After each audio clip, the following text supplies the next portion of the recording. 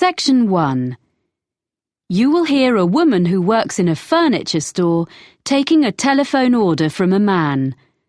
First, you have some time to look at questions 1 to 5. Pause the recording for 30 seconds.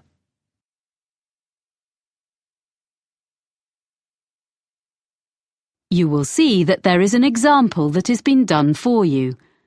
On this occasion only, the conversation relating to this will be played first.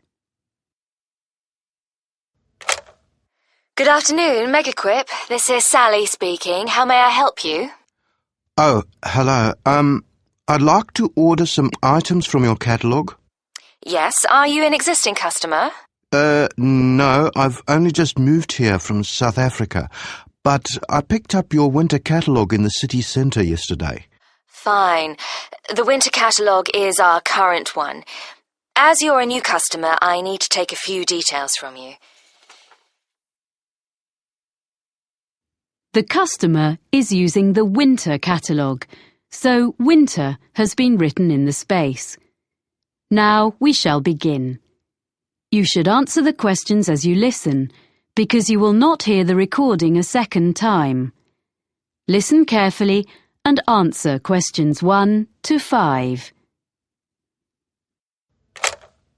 Good afternoon, MEGEQUIP. This is Sally speaking. How may I help you? Oh, hello. I'd like to order some items from your catalogue. Yes, are you an existing customer?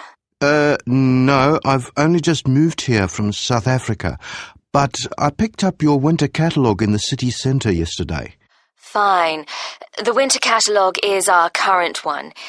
As you're a new customer, I need to take a few details from you. Sure. Your name is? Oscar Greening. That's Oscar with a K. Oskar? Yes. Greening. And your address? York Terrace. Here in the city? Yes. What number? It's a flat, number 52C. C. Got that. And would that be the same address for delivery? No, actually, I'm out all day, but my neighbour can take delivery at number 5 York Avenue. It's just round the corner. Okay, fine. Number 5. I've got that. And will you be paying by debit card or credit card? Well, I don't have any cards yet. I'll have some shortly, but I want these things this week, if possible. Could I come to the store and pay cash in advance? Well, I guess so. I'll make a note. I'm afraid that payment method doesn't entitle you to a discount. No, I didn't expect one for that. But what about my address? It says on the cover of the catalogue... Oh, yes, you're right. Of course, York Terrace is within the city, so you get free delivery and 5% discount on your order. Oh, good. Before you hear the rest of the conversation, you have some time to look at questions 6 to 10. Pause the recording for 30 seconds.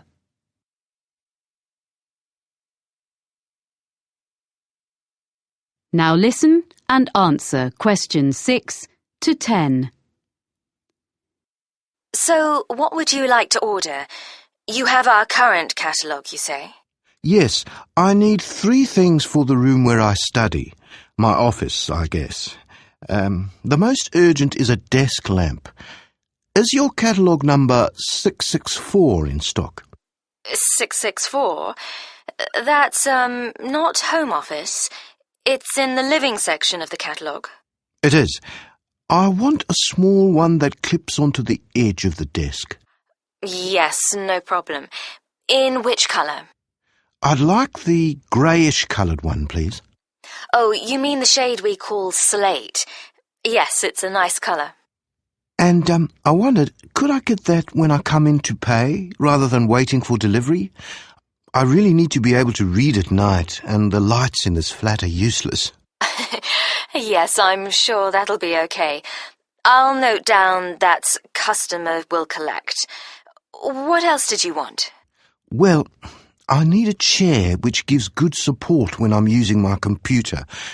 I saw one in your home office section and I think it would suit me.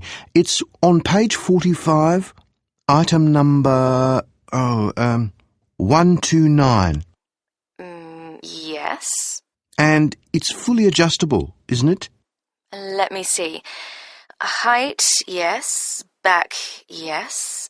I'm not sure about the arms, though. Oh, that could be a problem. I'm very tall. What about 131 on the same page? That has adjustable arms, seat, everything. But can I get that in the same colour? I mean, the green, like the one it shows. Oh, they all come in the full range of colours. OK. So I'll go for 131 in green then. I think you'll like that. My brother's very tall and he uses one. We can make sure there's one on the delivery van to you early next week. Oh, good. Thanks. And so, lastly, I need a filing cabinet for my documents. A little filing cabinet with 2 drawers. OK, 2 drawers. Do you want the ordinary one or the lockable one? It's an extra £20. Sorry, what's that? You can have it with a lock, which is more secure. Oh, yes, please. OK, so that's number 153. It doesn't by any chance come in slate, does it? Well, it's similar, but the commercial office furniture doesn't come in so many shades. So it's grey? That's right. Fine, that'll do. Now, about delivery, the 2 items will probably come at different times, as we have the chair in stock here, so our van will bring it, as I said.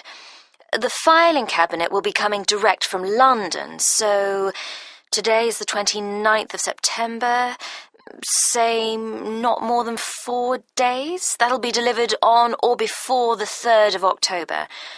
You'll have them both within 4 days. That's fine. I'll drop in tomorrow morning to pay and get the lamp. Thanks for all your help. Thank you for your order. Let me know if we can do anything else for you. Thank you. I will. Bye. Bye. That is the end of section 1. You now have half a minute to check your answers. Section 2. You will hear a man taking a group of tourists around a museum site. First, you have some time to look at questions 11 to 14.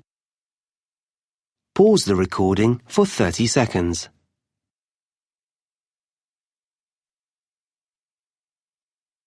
Now listen carefully and answer questions 11 to 14.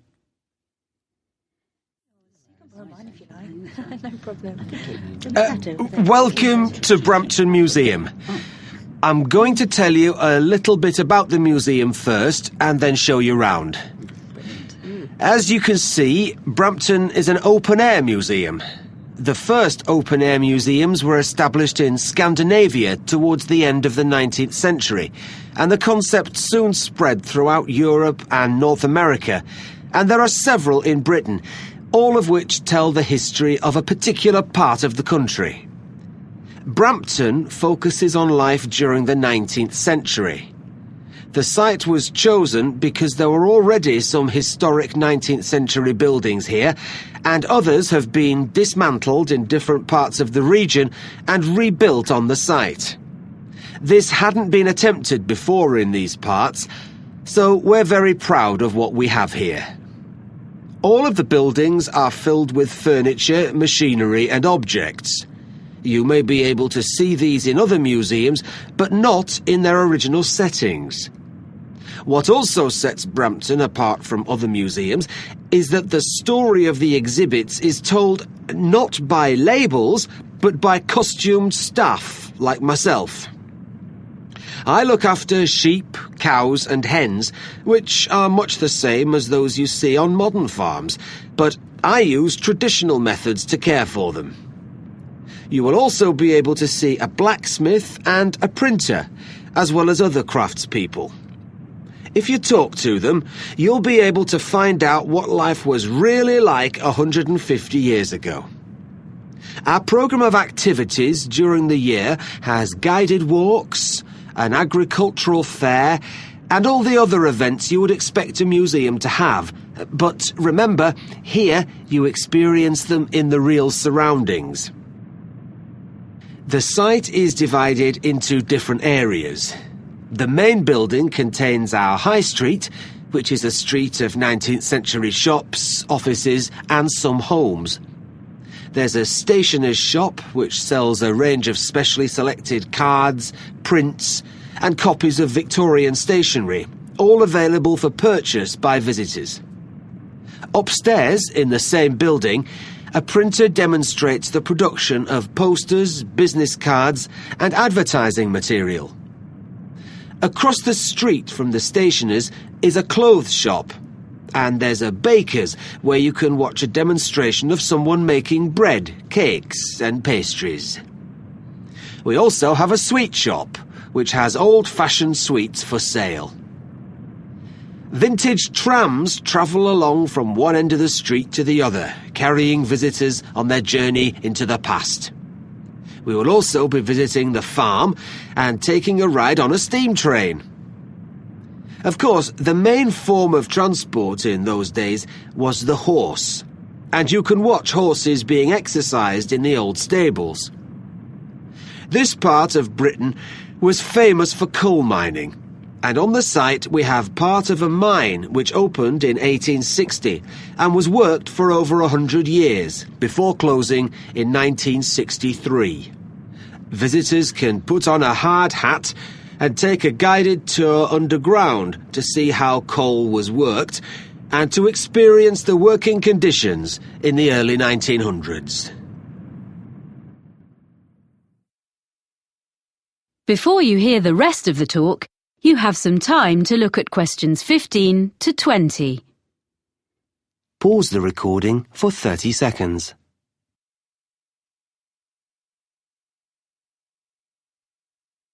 Now listen and answer questions 15 to 20.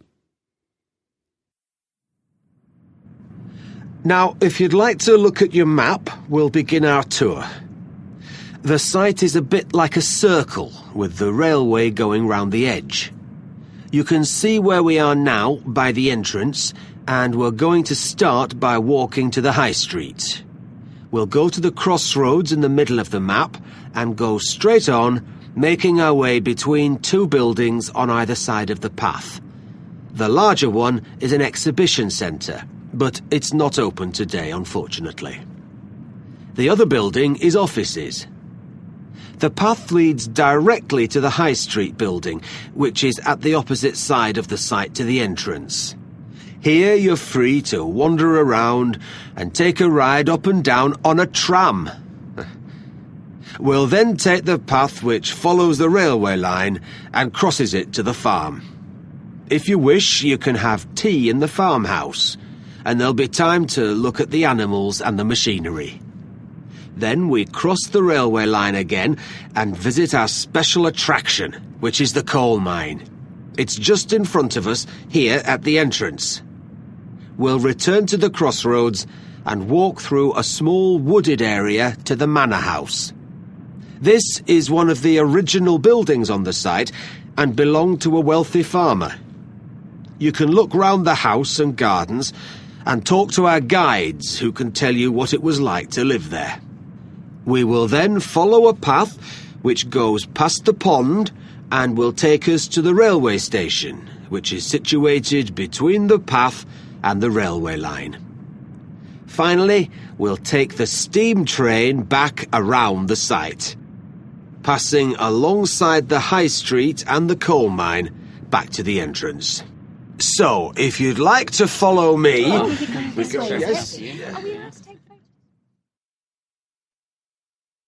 That is the end of section 2. You now have half a minute to check your answers. Section 3. You will hear a conversation between Cressida, a student of journalism, and her tutor, Dr. Erskine, about a work placement that she has recently done. First, you have some time to look at questions 21 to 26. Pause the recording for 30 seconds.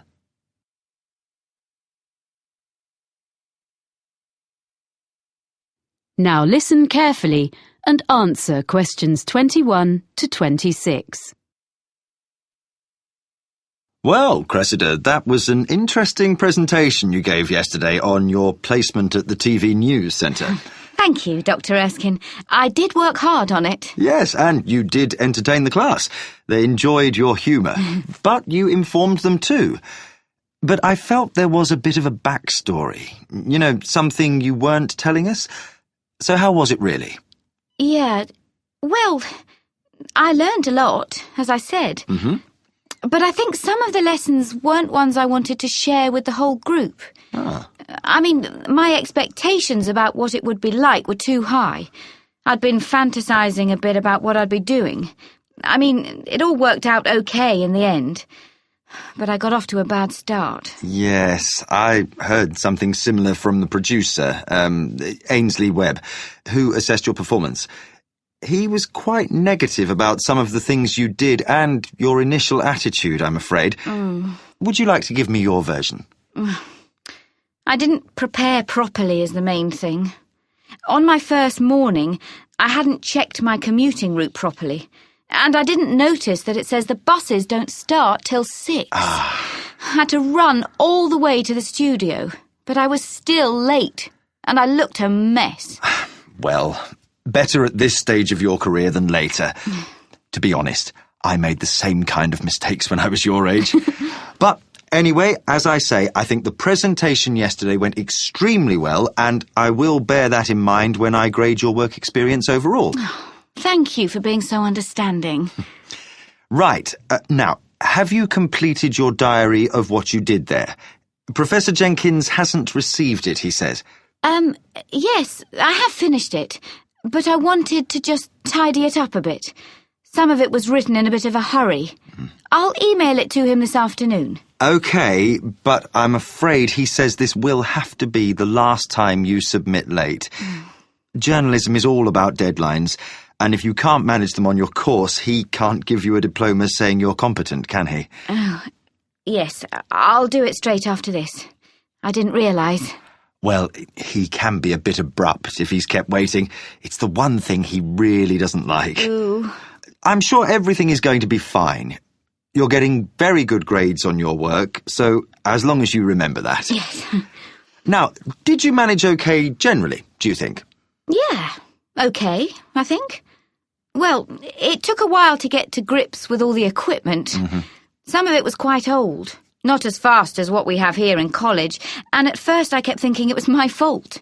I wasn't pressing the right buttons or something. The thing was, none of the TV centre staff asked me if I wanted instructions. If I asked them how to do some particular operation, they were perfectly civil and would show me, and even say thank you for what I did do. But I felt awkward to keep asking. Before you hear the rest of the conversation, you have some time to look at questions 27 to 30. Pause the recording for 30 seconds.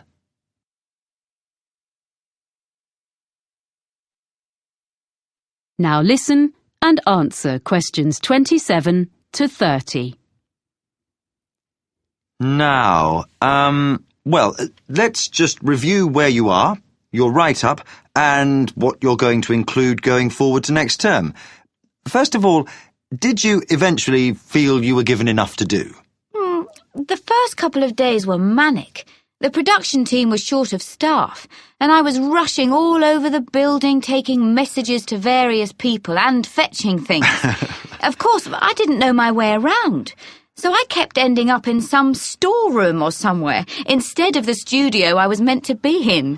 Or I mistook some important visitor for a colleague because I didn't know who anyone was. Then, after that, things sort of calmed down. So sometimes I was hanging about until someone decided to give me a chore.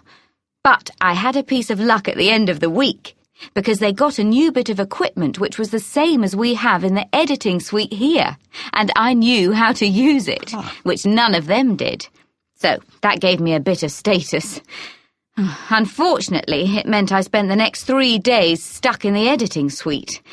But by the end, I'd shown I wasn't just a silly student.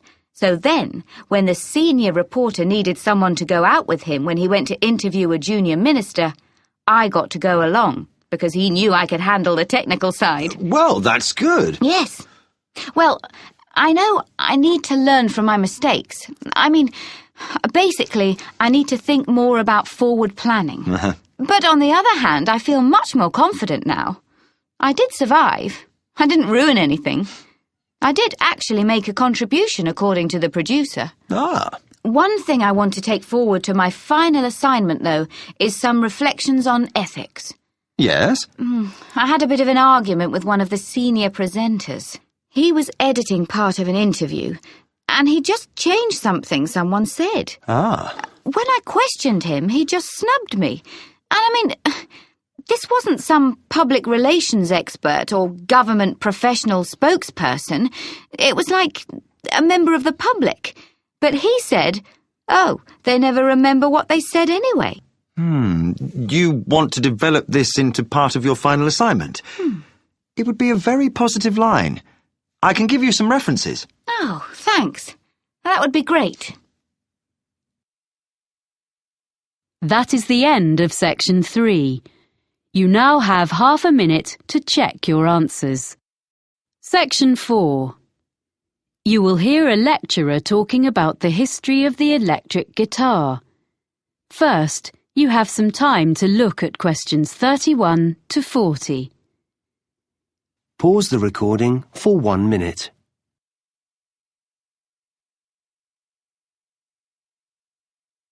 Now listen carefully and answer questions 31 to 40. During today's lecture in this series about the history of popular music, I'm going to look at the different stages the electric guitar went through before we ended up with the instrument we know so well today. The driving force behind the invention of the electric guitar was simply the search for a louder sound. In the late 1890s, Orville Gibson, founder of the Gibson Mandolin Guitar Manufacturing Company, designed a guitar with an arched or curved top, as is found on a violin. This made it both stronger and louder than earlier designs, but it was still hard to hear amongst other louder instruments.